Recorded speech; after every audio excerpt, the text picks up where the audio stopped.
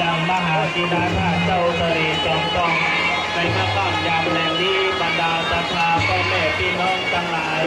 ทางวัดจะพาเรากินแล้วขอน้อมเรียนเชิญได้ที่วัดต้นเกศกินพาหายนาว่าจะได้สมบูรณ์สมโภชจากมหาธิดาพระเจ้าที่วัดต้นเกศในขณะนี้พระเจ้าจะได้เสด็จเข้าสู่เวียงเชียงใหม่นะครับเด้อ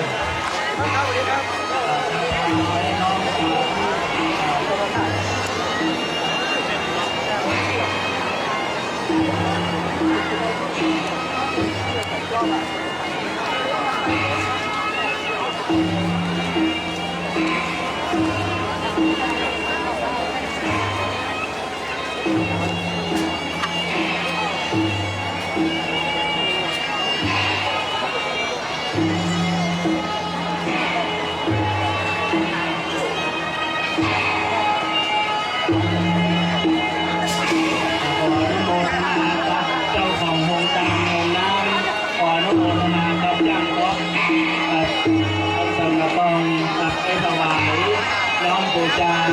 ยังจันทร์บูชายังพระเจ้าสาธุสาธุจัดขออนุโมทนาเนื่องจากวันนี้บรรดาศรัทธาพ่อแม่